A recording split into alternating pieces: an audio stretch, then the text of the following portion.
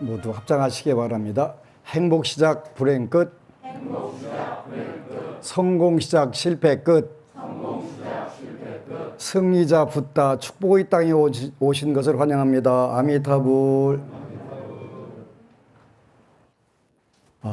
오늘 또 여러분들과 계속이 힘이다 라고 하는 제목으로 공부를 하도록 하겠습니다. 운명은 존재하나 변할 수 있다. 몇 년 전만 해도 불교 텔레비전이나 불교 언론에서는 나올 수 없는 이야기들이었는데 지금은 아주 가장 인기 단어가 아닌가 하는 생각이 들어요. 그래서 이제 우리가 불교를 공부하는 이유는 자기 자신을 알아야 된다, 또 마음을 알아야 된다 이야기를 참 많이 하는데 마음을 알려고 불교한다고 하는 경우들이 많이 있는데 요즘 용어로 표현한다면 자아 발견 이렇게 표현을 해야 될 것 같아요. 물론 불교는 근본적으로 무아라고 하는 가르침을 설하시지만 그 무아하고 여기서 말하는 자아라고 하는 이야기하고는 개념적으로 같으면서도 달라요. 자아라고 하는 것은 여러분들이 실존하고 있는 여러분들의 몸과 생각에 대한 발견을 하는 거예요. 여러분들이 일단 태어나서 사람 몸을 받아가지고 나와 있는데 이 존재가 어떤 존재인지 아는 것이 자아의 발견이에요. 자아의 발견에는 그동안 늘 이야기했던 것처럼 여러분들의 성격을 발견하고 또 여러분들의 습관을 발견하고 그 다음에 여러분들의 환경을 발견하는 거예요. 발견하는 것 여태까지 몰랐던 부분들을 알아내는 거예요. 그래서 내 성격은 어땠고 내 습관은 어땠고 내 환경은 어땠구나. 이걸 우리가 운명이라고 표현하는 것인데 이 운명에 대한 발견을 이루어내는 거예요. 그래서 모든 사회적인 생활이든지 종교 신앙이든지 자아의 발견에서부터 시작이 될 거예요. 그래서 사랑받지 못한 사람들은 사랑받기 위해서 태어난 존재라고 하는 이야기로 또 위로를 삼기도 하고 자기 자신을 발견해서 그쪽으로 가게 되기도 하고 여러 가지 방법들이 있는데 자아를 발견한다. 이게 불교 수행과 기도 또 정진의 목표가 되는 거예요. 자아의 발견을 왜 하냐? 그러면 자아의 발견을 통해서 그 다음 단계로 넘어가게 되겠죠. 그럼 자아의 개발이라고 하는 게 있어요. 자기 자신을 어떻게 해서 자기 능력들을 성격은 좋은 쪽으로 습관도 좋은 쪽으로 환경도 좋은 쪽으로 발전시켜 나갈 수 있느냐? 그것이 자기 개발이라고 하는 거죠. 그렇게 개발하기 위해서 뭐가 필요하냐? 여기 불교라고 하는 종교는 이 부분에서 2600년 동안 지속적으로 그 시대와 공간에 맞게 그를 정립을 해왔어요. 물론 부처님 말씀에 정확하게 근거를 해서 거기에 맞게 발전시켜 왔단 말이에요. 며칠 전에는 어느 불교 학자들이 그런 질문을 해요.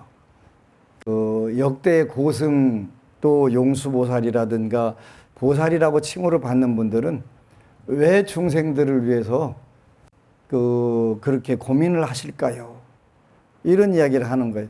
당신은 이미 크게 부처님 깨달음을 이루고 도를 이루셔서 더 이상 어떤 괴로움도 번뇌, 탐진치, 만의 이런 것도 아무것도 없고 정말 열반의 세계, 극락의 세계를 누려가면서 왜 다른 중생들을 위해서 고민을 할까요? 이런 생각을 하는 거예요.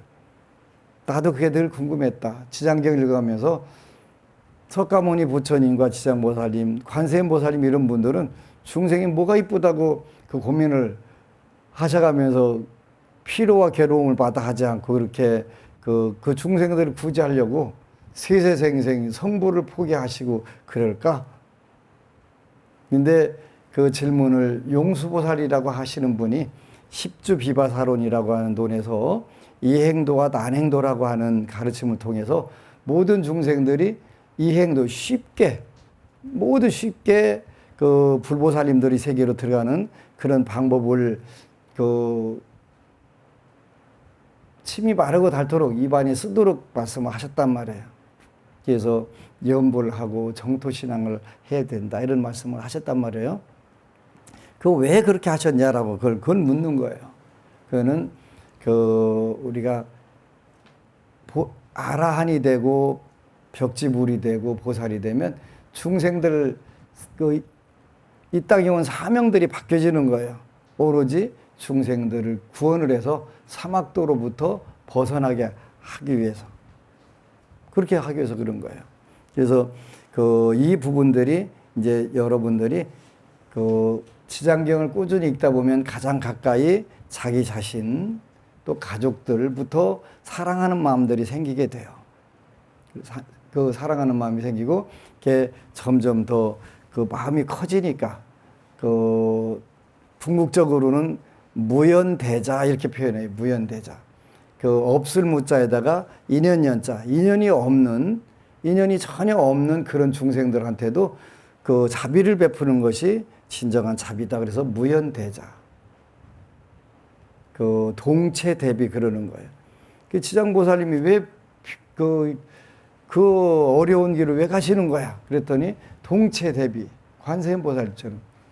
그러니까 여러분들이 아픈 것이 전부 관세음보살, 지장보살 이분들이 똑같은 아픔으로 느낀단 말이에요. 유마경 문수보살 문질품에 보면은 중생이 아프기 때문에 보살도 아프다 이런 말씀이 있어요. 대학 시절에 그 구절을 가면서 말도 안 돼. 무슨 중생이 아프다고 보살이 왜 아파? 했는데 진짜 아파요. 진짜. 여러분들 아픈 걸 어떻게 알겠어요? 똑같이 와서 아프니까 아는 거예요. 아픈 사람이면 아픈 그대로 다 느끼는 거예요. 느끼는 거예요. 중생이 아프기 때문에 보살이 아프다. 여러분 딱 보는 순간에 여러분들 어디 고장 났다 이걸 제가 알아요. 육체적으로 고장이 났든 심적으로 고장이 났든 그게 그대로 와서 비친단 말이에요. 큰 거울이 돼서 그대로 비치는 거. 그러니까 이런데 다 맞는 거예요. 보살신까지 가지 않더라도 원을 세우고 기도하게 되면 상대방들의 고통이 전부가 닿는구나. 페이스북이나 이런 데 보면은 막 개 또 돼지 이런 거 닭 이런 거 살생하는 모습들 그런 보이잖아요. 그러면 그 고통이 그대로 와 닿는 거예요. 그 아픔이 와 닿는 거예요. 굉장한 고통이 와 닿잖아요. 그러니까 자연스럽게 그걸 육식을 안 하게 되고 육식하는 것 자체가 어떤 정말 끔찍한 일로 되는 거예요. 그 고통이 와 닿는 고통이. 불보살님들은 부처님은 동체 대비, 보살은 동체 대비 한 몸으로 똑같이 슬픔을 느끼기 때문인데 부처님은 그 단계가 아니에요. 당신 몸이에요. 축생이 됐든 코로나 바이러스가 됐든 전부 다 당신 몸이란 말이에요. 몸을 이루고 있는 구조들인데 그러니까 거기서 병이 나면 당연히 아픈 거예요. 아프니까 그 아픔을 안 아프게 만들려니까 어떻게 해야 돼요? 그 중생들이 잘 살아야 되는 거예요. 행복하고 성취적으로. 건강하게 잘 살아야 되는 거예요. 그래서 지장보살님의 원력이 이런 것이로구나 하는 걸 느끼는 거예요. 운명은 존재해요. 너무나 무섭게 존재해요. 그러나 변할 수 있다. 그래서 이제 저는 운명에 관한 연구를 오랫동안 했어요. 정말 이거에 운명이 있는지 없는지 그거부터 확인을 하고 있네. 그럼 이걸 어떻게 변화를 시킬 수 있지? 어느 부분에 건강이 안 좋은데 이건 어떻게 개선할 수 있을까?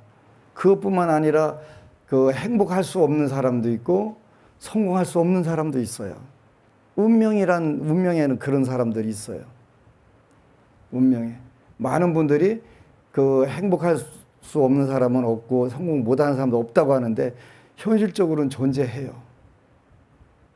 이렇게 그분들은 저만큼 운명이라는 거에 대해서 연구를 안 하신 분들이에요. 안 한 분들은 무식하기 때문에 그 부정을 해요. 근데 그 하루의 운명을 우리가 일진이라고 해요. 하루 일진 못 피하는 게 중생이에요.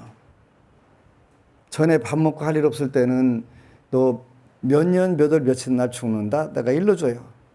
그럼 그날 가서 죽어요. 그날 가서 죽으라고 일러준 게 아니라 그걸 어떻게 해서라도 피해가라고 일러준 거예요. 그날 어떻게 해서 피해라. 그런데 그날 가서 죽는 거예요. 와, 진짜 무섭네. 어떻게 이렇게 이게 될 수 있어. 근데 되는 거예요. 다 예측 가능한 거예요. 근데 이거를 그러면 알았으면 바꾸기까지 해야 되는 거 아니야? 그래야 정말 알았다고 할 수 있는 거 아니야? 당연하지. 그러니까 그거를 이제 그 힘, 중생들이 복이 없으면 내가 아무리 이야기해도 말 안 들어요. 귀에다 말뚝부터 받고 접근하기 때문에 어떻게 설득을 시킬 수 있는 방법이 없어요. 그래서 많은 운명에 대한 연구도 하고 그 운명을 바꾸는 방법도 연구를 하고 이리 하다 보니까 결국은 이제 가장 완벽하신 부처님께 귀의하는 사람 수밖에는 없다는 생각을 하는 거예요. 그런데 이제 보만론이라고 하는 용수보살께서 쓰신 글이 있는데 너무 아름다워서 언젠가 여러분들에게 이 논서들을 공부를 시켰으면 좋겠다 하는 생각을 해봤어요. 모든 부처님과 보살께 귀의합니다. 그랬어요. 모든 허물에서 벗어나시고 부처님은 완전 무결하신 분이에요. 모든 허물에서 벗어나시고 그러니까 타 종교의 교주들이나 천신이나 이런 분들하고 비교할 때는 부처님은 완전 무결하신 분이고 일체지자세요. 지구에 많은 성인들이 왔다 가셨다고 하는데 그분들은 일부 부분에서는 진짜 굉장히 훌륭하신 분들이에요. 그런데 모든 것을 다 하신 일체지자로서 또 모든 허물에서 벗어나신 분은 부처님밖에 안 계세요. 모든 공덕으로 장엄하신 분, 모든 공덕으로 장엄하신 분, 모든 허물이 다 소멸되고 모든 공덕으로 장엄이 되신 분, 일체 중생의 유일한 벗, 일체 중생의 유일한 벗, 일체 지잡게 절합니다. 왕이여 그대가 법을 성취할 수 있도록 오직 선한 법만을 말하겠노라. 정법의 터전이 되어야 법을 이룰 수 있기 때문에 먼저 삼선취의 법을 설한 이후에 최고선의 법을 설하오니 삼선취를 얻고 나서야 점차적으로 해탈이 가능해진다네. 요 구절 여러분하고 그걸 공부하려고 하는 거예요. 삼선취 세 가지 좋은 착할 손자는 좋다는 뜻이 들어있어요. 좋은 취는 세 개. 그러니까 삼선도 삼선취 똑같은 이야기예요. 삼선도는 어디냐면 천상, 인간, 아수라 이렇게 돼 있어요. 어제 우리 서울도량 서울안심정사에 육지장보살을 모셨어요. 그 순서가 천상, 인간, 아수라로 이렇게 돼 있어요. 그 다음에 반대쪽에서부터 지옥, 아귀, 축생. 이 육도예요, 육도. 육도윤회를 하는 거예요, 우리가. 여러분도 그러고 저도 육도윤회를 해요.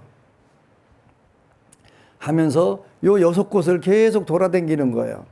속도를 어느 정도로 빨리 다니냐면 자동차 RPM 한 10,000번 정도로 돌아다녀요. 근데 우리는 인간들은 각자 그 시간을 느끼는 그 감각이 달라갖고 60년 살았네, 70년 살았네, 100년 살았네, 그걸 느끼고 있는 거예요.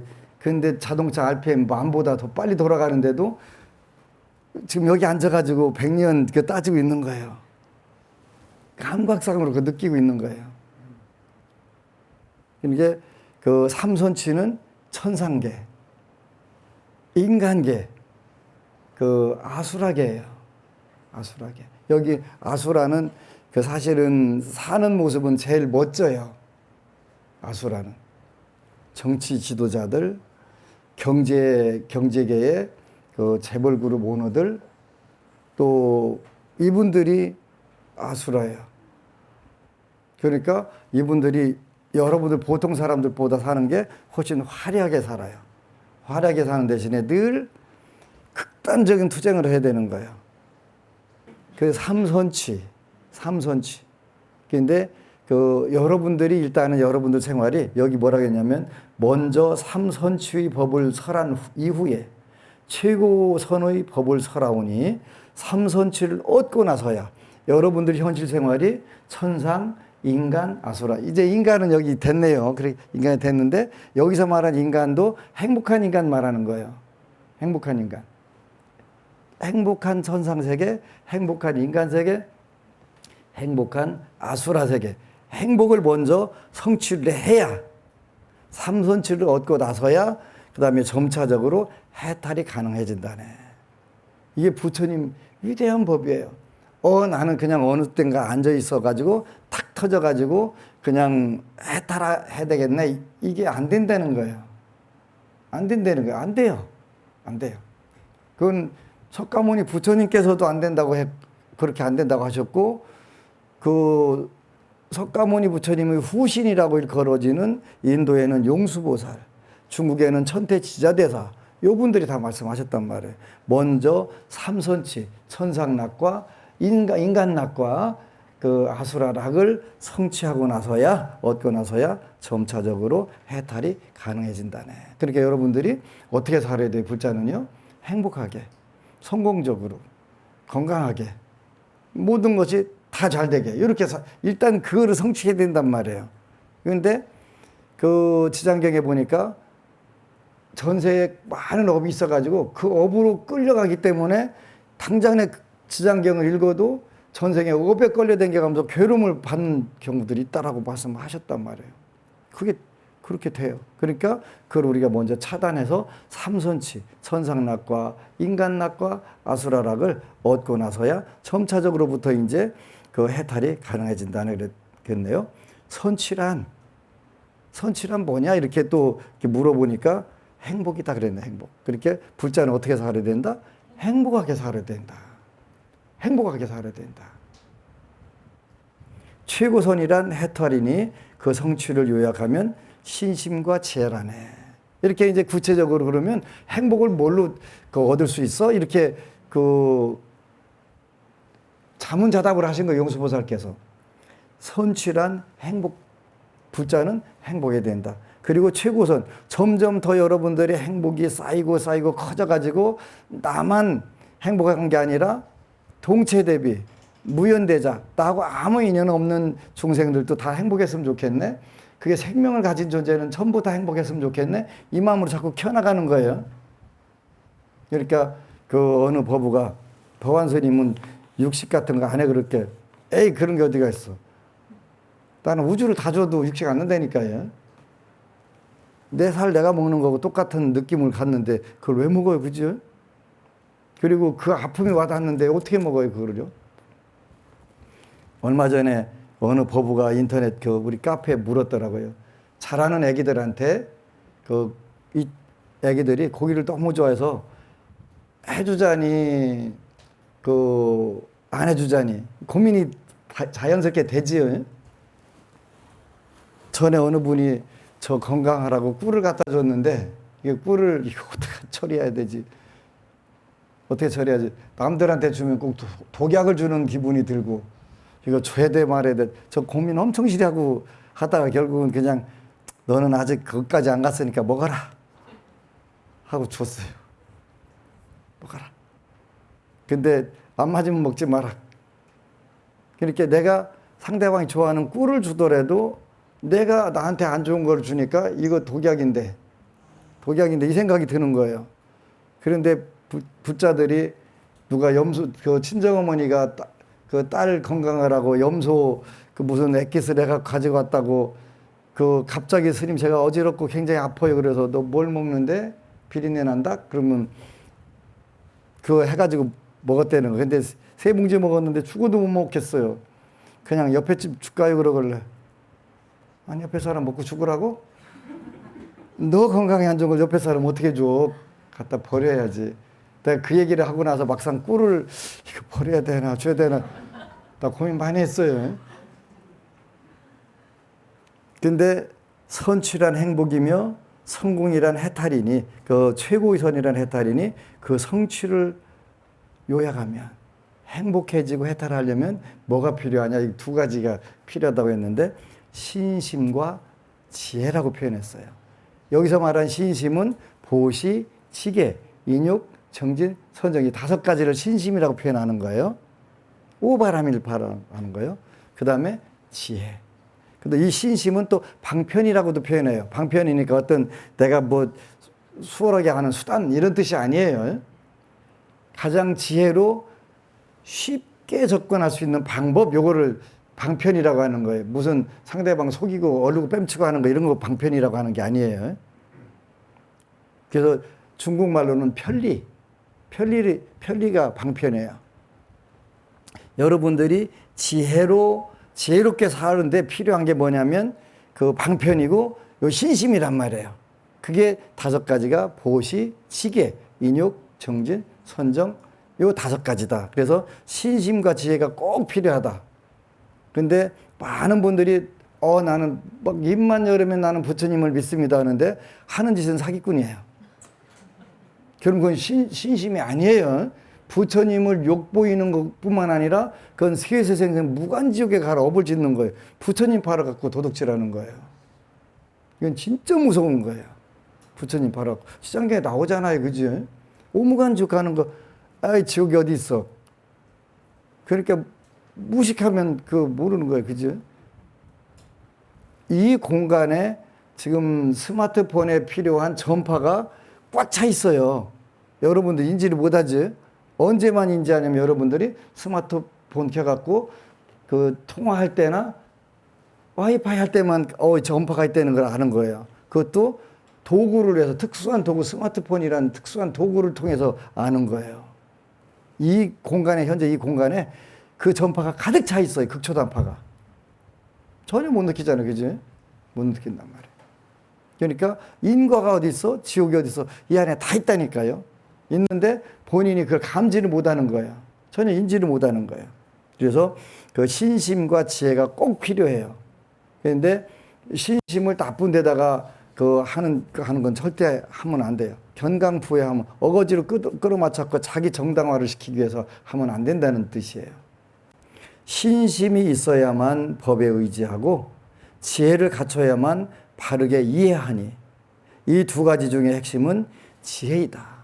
그러나 이에 앞서 신심이 반드시 필요하다. 나는 지혜만 있으면 돼. 그게 안 된다는 거예요. 안 된다는 거예요. 안 돼요. 그래서 우리가 이렇게 공부하는 거예요. 신심이 있어야만 법에 의지하는 거예요. 부처님에 의지하고 법에 의지하고 승보에 의지하는 거예요. 신심이 있어야 되만. 심즉시불 내 마음이 부처고 무심무불 부처도 없고 중생도 없어. 중생 내 마음도 없고 부처도 없는데 무슨 신심이 필요하고 이렇게 하는 경우들이 있어요. 그건 정확한 뜻을 몰라서 그래요. 심즉시불도 무심무불도 그런 뜻이 아니에요. 그래서 이건 지혜가 최대로 발휘가 됐을 때 할 수 있는 이야기. 부처님이 또 중국에 있는 큰 도인들이 마지막 단계에서 할 수 있던 이야기고 우리 경계의 얘기가 아니란 말이에요. 우리는 이에 앞서 신심을 갖춰야 된다. 신심을 갖춰야 된다. 신심을 갖추는 방법은 뭐가 있을까? 이렇게 생각하니까 요범사원에서 요범사원이라는 얘기를 여러 번 했어요. 요범이라고 하는 분이 자기 아들에게 4가지 교훈에 대해서 글을 써준 거예요. 4가지 교훈. 아들아, 네가 말이야 요런 때가 되면 이렇게 해야 돼. 이렇게 해야 돼 해갖고 4가지를 글을 써갖고 알려줬는데 첫 번째가 인명지학이 내 운명을 먼저 설립자, 목숨명자, 입명지학. 운명에 대해서 아는 거예요. 운명에 대해서. 일단 오늘은 2번째 이야기래요. 개과지법. 허물 허물을 고치는 방법, 또 과거 지나간 것을 그 지나갈 과자는 그 허물 과자라고도 하고 지나갈 과자로도 해요. 허물, 과거 요거를 고치는 방법이에요. 고치는 방법. 굉장히 중요한 거예요. 여러분들이 그 허물을 고치는 방법에는 그 첫 번째 세 가지가 있네요. 첫 번째 부끄러움을 알아야 된다. 부끄러움을 내가 이 행동이 자랑스러운 것인지 부끄러운 것인지 그걸 먼저 알아야 돼요. 그래야 내 허물을 고칠 거 아니에요. 그죠? 과거를 고칠 거 아니에요. 똑같은 실수를 해가면서 정당화하는 건 아무 의미가 없어요. 그러니까 요거는 부끄러운 짓이다. 아니다. 요거를 여러분들이 다 알 수 있잖아요. 알 수 있잖아요. 그래서 그 부끄러움을 알게 되면 그 다음에 두 번째는 두려움을 알아라 그래요. 두려움을 알아라. 이 일을 하게 되면 어떤 일이 어떻게 이루어지니까 이거는 두려운 일이네. 결과가 어떻게 되니까. 그런데 두려움이 없으면 설마 뭐 내가 걸리겠어? 안 걸리지. 근데 걸려요. 그죠? 설마가 사람 잡지요. 근데 지금은 한국은 진짜 그런 부분에 좋은 세상에 꼼짝 마라 CCTV. 지구상에서 제일 많은 그 촘촘하게 박아놓은 나라. 한국. 꼼짝 말아요. 꼼짝 마라. 그런 두려움 말고 심리적 두려움 말하는 거예요. 심리적 두려움. 그러니까 그 심리적으로 그러면 두려움에 떨다가 자살해야 되냐? 그런 뜻이 아니고 그 두려움을 없애는 방법을 알아라는 거예요. 그건 두려움을 부끄러울 줄 알고 두려울 줄 아는 거 한 방에 가장 쉽게 고치는 방법이 있어요. 5개. 사생하지 않고, 도둑질하지 않고, 사음하지 않고, 거짓말하지 않고. 중독성 있는 물질 중독되지 말고. 여기 되면 부끄러움도 두려움도 쉽게 소멸할 수가 있어요. 굉장히 쉬운 거예요. 그러니까 그게 그 불교는 이렇게 단순해요. 간단해요. 그러니까 여러분들이 살생하지 말고 도둑질하지 말고 사음하지 말고 거짓말하지 말고 중독성 있는 물질 장기적으로 중독하지 말고 그렇게 되면 여러분들이 여러 운명들이 바꾸기 시작하는 거예요. 와 쉽네. 그죠? 쉬운 거예요. 그런데 막상 어떤 인이 백이면 그게 되질 않아요. 인이 백인다는 습관됐다는 뜻이에요.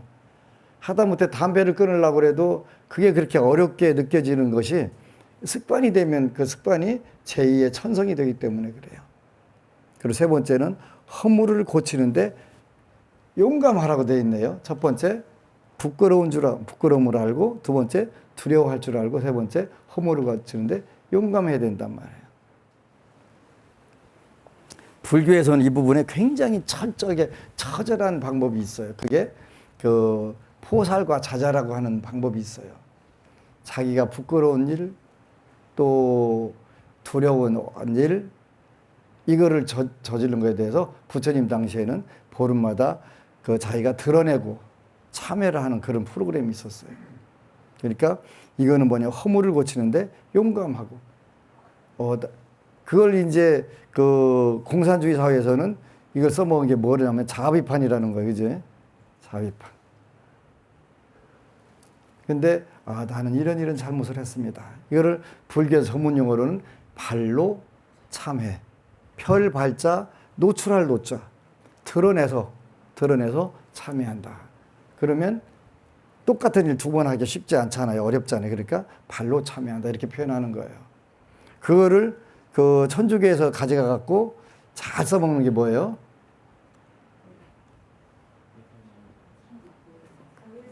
고해성사 그 있죠. 오늘 하여튼 천주교에서 불교권 가장 많이 가져갔어요. 저기 성당 가 보니까 그 우슬착지, 합장향불 우슬착지 이거 하대요. 오른쪽 무릎을 땅에다 대고 합장하고 바라보는 거.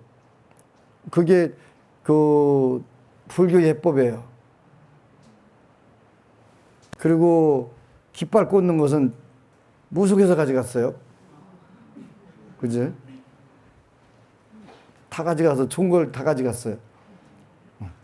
이렇게 바로 고해성사라고 하는 게 그 불교에서 발로 참회, 그 다음에 자잘과 포살이라고 하는 방법이었어요. 오늘날은 잘 안 치요. 한국에서 뭐 가끔 하는 데가 있더라고요. 그런데 이렇게 되게 되면은 여러분들이 개과지법, 허물을 고치는데 잘못된 부분을 고치는데 굉장히 중요한 부분들이 돼요. 부끄러움을 알라, 두려운 줄 알라.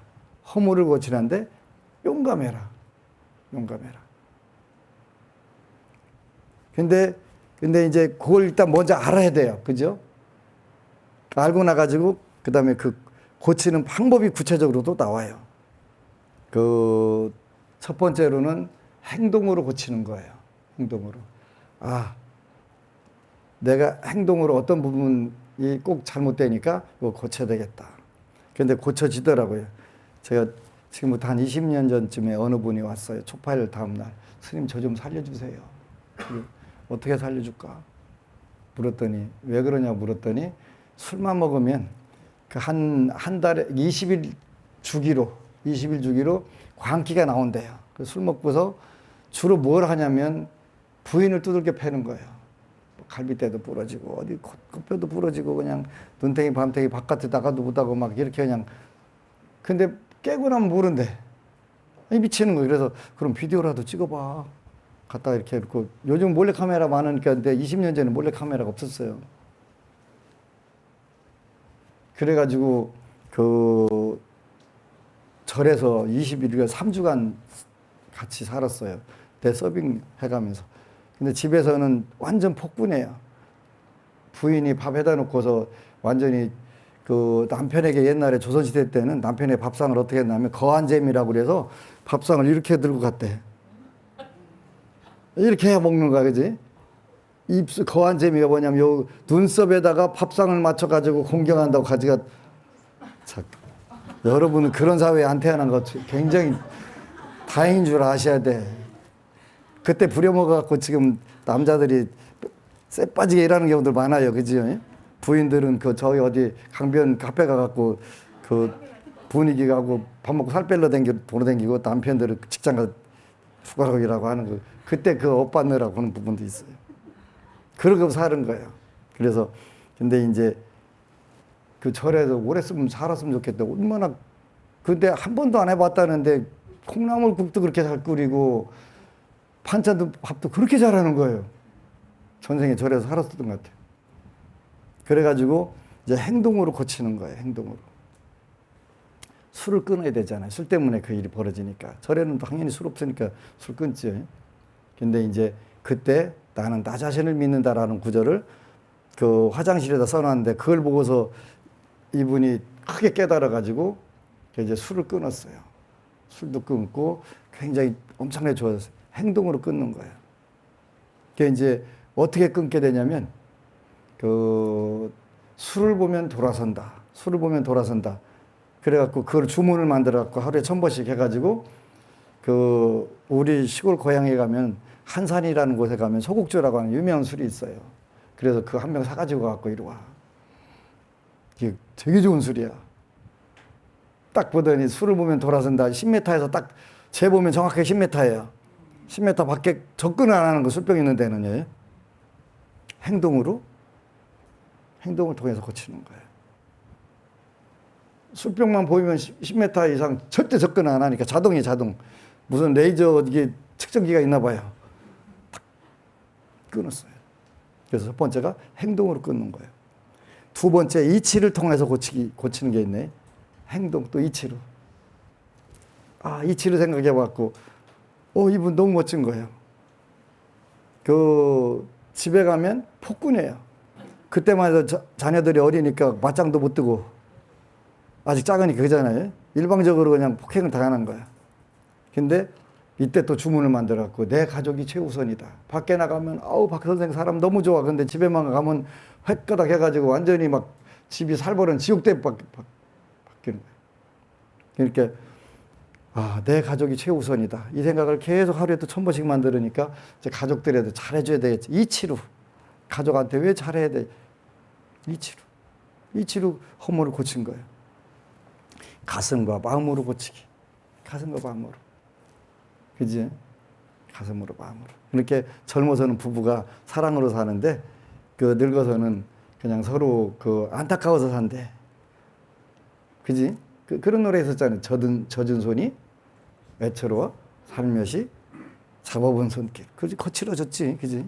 세월이 그렇게 가는 거니까. 그래서 서로 안타까워서 산대. 그래서 우리가 행동으로 고치기, 이치로 고치기, 가슴과 마음으로 고치기. 여기까지 가야지. 가슴과 마음으로 하게 되면 전부 다 사랑스러워. 그지? 사랑스러워. 때로는 뭐 그냥 하되 톡 때리고 싶은 때가 주먹이 먼저 나갈 때도 왜 없겠어. 이게 살면서 많은 사람들. 그런데 그게 전부 다 많은 사람들이 안타까운 거. 그래서 우리가 그 사랑자자 슬플 비자인데 그 자보다 비가 더 높은 거예요. 자는 사랑이고 비는 무조건적 사랑을 요즘 표현하게 되면 무조건적 사랑이 비라고 하는 거예요. 동체 대비예요. 그러니까 얼마나 그 안타까우냐면 그 사랑스러우냐면 자기 몸으로 똑같이 생각하는 거예요. 중생은 자기 몸보다 더 사랑스러운 게 없잖아요. 때로는 뭐 못생겼다고 여기저기 견적 뽑기도 하고 하지만 어쨌건 간에 자기 몸보다 더 예쁜 건 없잖아요. 그래서 동체 대비. 한 몸이라고 생각하고 내 몸이라고 생각하고 거기에 사랑을 쏟는 거예요. 그죠? 그게 비의 사랑, 슬플 비자, 그 사랑으로 쓰는 거예요. 그래서 우리가 가슴과 마음으로 고치기. 그렇게 그 인광대사랑 중국의 정토종 조사들이 제일 힘든 게 남의 그 살에다가 입맛 들이면 그거 놓기가 제일 힘들다고 이렇게 됐는데 안 힘들더라고요. 어느 날 내 몸이라고 생각하니까 그리고 그 아픔이 와 닿으니까 그게 막 맛이 어디가 있어. 그죠? 천리말이 떨어져 나가지. 그래 되더라고요. 그래서 우리가 허물을 고친 공덕은 뭐냐. 그냥 지성합천 그랬네. 그죠? 진실하고 정직할 때 마음과 하늘이 뜻이 합치된다. 여기서 하늘은 인광보라는 뜻이 그죠? 그때부터는 내가 마음 먹고 뜻먹은 대로 전부 다 이루어진다는 뜻이에요. 지성합천. 지극한 정성으로 그 인과 중에서 삼선도에 삼선취하고 합이 된다 그런 뜻이에요. 신심이 있어야만 법에 의지하고 지혜를 갖춰야만 바르게 이해하니 이 두 가지 중에 핵심은 지혜가 맞다. 핵심은 지혜가 맞다. 그러나 이에 앞서 신심이 필요하다. 욕망, 증오, 두려움, 어리석음으로 이게 번뇌라는 거예요. 그죠? 번뇌라는 게 법을 거스르지 않는 자를 신심 있는 자라 하며 해탈의 최상 법계라 하네. 그러니까 번뇌로부터 우리가 지면 안 돼요. 그죠? 그렇게 요 허물이 뭐냐면 욕망, 구체적으로 표현하면 욕망, 증오, 두려움, 어리석음, 탐진치, 만의 한자를 이렇게 표현해요. 이것으로부터 법을 거스르지 않는 자를 신심 있는 자라고 한다. 나쁜 짓 다 해가면서 말로만 맨날 부처님 찾는 거 그런 신심이 아니고 그 욕망이라고 해서 내가 잘 살고 싶은 그런 뜻이 없어야 된다. 그런 거 절대 아니에요. 그런 거 말하는 게 아니에요. 허욕 말하는 거 쓸데없는 욕망. 허욕. 세상 다 갖고 싶은 거. 안 가지지 않아. 그래서 그 번뇌, 탐심, 분노, 무지, 교만, 의심, 사견 이런 어리석음으로부터 부처님 말씀을 거스르지 않으려고 자꾸 그쪽으로 가는 거예요. 처음부터 안 돼요. 저도 안 돼요. 안 되는데 하려고 노력하는 거예요. 지속적으로 노력하다 보니까 하나씩 그 나를 끌고 가는 어부의 줄, 한 알음도 더 되는 동아줄이 근데 완샷에는 자르지지 않으니까 그 하나씩 뜯어내다 보니까 어느 순간 그 굉장히 약화가 된 거예요. 그래서 그 번뇌로 법을 거스르지 않는 자를 신심이 있는 자라고 하며 해탈의 최상 법기가 되네. 그러니까 여러분들이 이제 그 언젠가 윤회의 무서움을 느낄 때가 있어요. 다음 생은 어떡하지? 근데 다음 생은야 여러분들 지장경 읽었으니까 도리천에 갔다 오겠죠. 뭐 당연히 오는데 문제는 뭐냐면 여러분들 가족들 중에서 시장보살님을 모르는 분이나 이런 분들이 있으면 이거 문제되잖아요. 그때 가서 다시 만날 수 있을까? 얼마 전에 우리 그 미국에 있는 신증법사가 아들 셋하고 부인하고 같이 그 어디 이제 외출 갔다가 다음 생에 우리가 다시 다섯이 다 모일 수 있을까? 이 생각을 했다고 글을 올렸더라고요. 여러분들 그 생각 안 해보세요? 저는 그 둘째가 다음 생 엄마 아빠 못 만나면 어떡해? 그래갖고 기도를 열심히 하고 불교 서적 열심히 읽는 거예요. 다음 생에 못 만나면 어떡해? 얼마 전에 셋째가 또 그러는 거예요. 다음 생에 엄마 아빠 못 만나면 어떡하냐고. 그 생각해 보니까 그래. 지금은 이렇게 부모 자식으로 태어나고 부부로 태어나고 그렇게 더없이 친하고 고맙고 한 존재인데 서로 업이 다르면 어디로 가서 어떻게 태어나는지 전혀 모르고 사는 거예요. 그 생각을 하니까 다음 생에 이 조합이 다시 이루어졌을까 생각하니까 이게 쉽지 않은 일이잖아요. 쉽지 않은 일이잖아요. 시장교회 나온 자로 아무리 그 가까운 아버지와 아들 사이도 업이 다르면 가는 자를 전혀 알지 못하는 거예요. 알지 못하는 거예요. 그래서 여러분들이 그 열심히 탐진치만의 번뇌를 추리고 법에 의지하는 것을 우리가 그 신심이 있다고 하는 것이다. 여러분들이 이 좋은 기회에 또 지장보살님 원력을 만났을 때 그 정말 확실하게 구원이 되는 존재가 돼야 돼요.